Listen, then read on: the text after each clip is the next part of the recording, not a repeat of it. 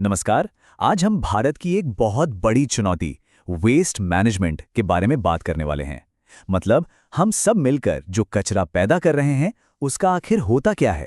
तो चलिए देखते हैं कि ये समस्या असल में कितनी बड़ी है, इसके लिए क्या कुछ नए समाधान अपनाए जा रहे हैं और इन समाधानों को लागू करने में हमें किन मुश्किलों का सामना करना पड़ रहा है। ठीक है, तो सबसे पहले हम इस समस्या के स्केल को समझने की कोशिश करेंगे। फिर एक बहुत जरूरी कदम यानी सेग्रीगेशन पर बात करेंगे। इसके बाद एक रियल लाइफ सक्सेस स्टोरी देखेंगे। फिर ये समझेंगे कि आखिर ऐसे समाधानों को हर जगह लागू करना इतना मुश्किल क्यों है। और अंत में हम साफ सुथरे शहरों की तरफ जाने वाले रास्ते पर नजर डालेंगे। तो चलिए मुद्दे की बात पर आते हैं। सबसे पहले तो ये समझना जरूरी है कि हमारे शहरों में हर रोज, हर साल कितना कचरा पैदा हो रहा है। तो हर साल हमारे शहर मिलके पता है कितना 6 crore 20 lakh ton solid waste पैदा करते हैं। 62 मिलियन टन्स। जरा सोचिए कि ये कितना बड़ा पहाड़ होगा और इसे मैनेज करना अपने आप में कितना बड़ा चैलेंज है। अब यहाँ एक दिलचस्प बात है। हम लगभग सारा कचरा मतलब 98% कचरा इकट्ठा तो कर लेते हैं, लेकिन उसमें से सिर्फ 36% ही ठीक से ट्रीट या प्रोसेस हो पाता है। करीब 33% तो सीधे लैंडफिल में चला जाता है और बाकी 31% का तो कोई हिसाब ही नहीं है कि वो कहाँ गया। और इसका नतीजा ये है कि हमारे लैंडफिल भरते जा रहे हैं, जो पर्यावरण के लिए एक बहुत बड़ा खतरा है। और ये एक तरह से कचरे से कमाई करने का एक मौका भी है, जिसे हम गंवा रहे हैं। तो सवाल ये है कि इस इतनी बड़ी समस्या से निपटने के लिए हमारा पहला कदम क्या होना चाहिए। वो सबसे जरूरी चीज क्या है, चलिए देखते हैं। असली सवाल तो यही है कि अगर हमें वेस्ट मैनेजमेंट को असरदार बनाना है तो अपनी सारी कोशिशों को किस एक चीज पर फोकस करना चाहिए जिससे सबसे ज्यादा फर्क पड़ सके। जवाब बहुत ही सीधा सा है। सोर्स सेग्रीगेशन, मतलब कचरे को वहीं अलग कर देना जहां वो पैदा हो रहा है। जैसे गीला कचरा अलग, सूखा कचरा अलग और खतरनाक कचरा अलग। और देखिए, ये सिर्फ कोई सलाह नहीं है, बल्कि हमारे 2016 के सॉलिड वेस्ट मैनेजमेंट रूल्स इसे जरूरी बताते हैं। Centre for science and environment की ये बात बिल्कुल सही है। उनका कहना है कि अगर कचरे को प्रोसेस करना है तो उसे अलग अलग करना ही पड़ेगा।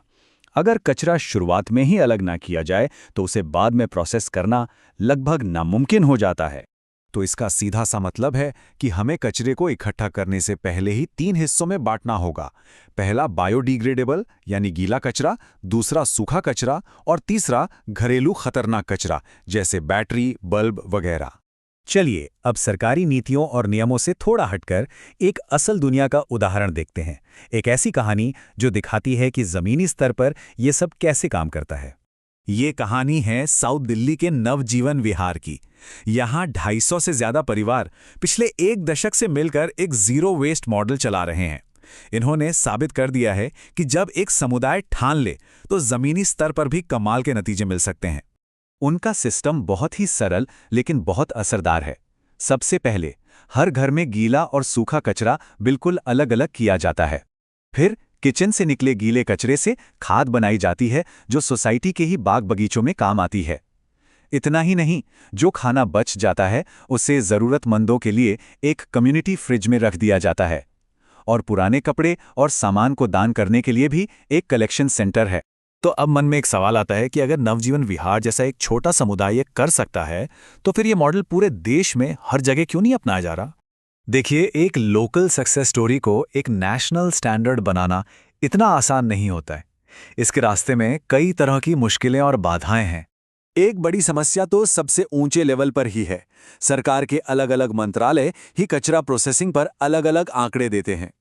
एक मंत्रालय कहता है कि लगभग 60% कचरा प्रोसेस हो रहा है, तो दूसरा कहता है कि सिर्फ 36%। जब आंकड़ों में ही इतना फर्क हो तो जमीनी हकीकत समझना बहुत मुश्किल हो जाता है।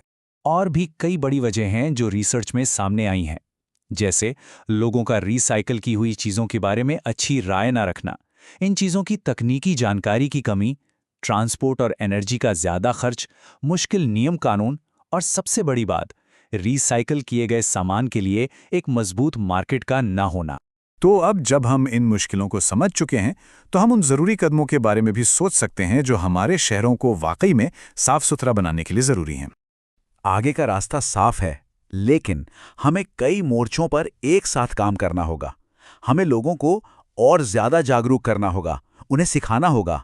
सरकार को आसान और मददगार नियम बनाने होंगे। रिसाइकिल किए गए प्रोडक्ट्स की क्वालिटी सुनिश्चित करने के लिए सर्टिफिकेशन को बढ़ावा देना होगा। और हाँ, नई टेक्नोलॉजी और इनोवेशन में निवेश तो करना ही पड़ेगा। तो आखिर में एक सवाल हमारे सामने आकर खड़ा हो जाता है कि सच्चा बदलाव आखिर शुरू कहाँ से होता है? क्या इसकी शुरुआत ज़मीनी स्तर से होगी, मतलब कम्युनिटी एक्शन से, या फिर बदलाव ऊपर से आएगा, यानी पॉलिसी रिफॉर्म्स के जरिए? ये एक सोचने वाली बात है।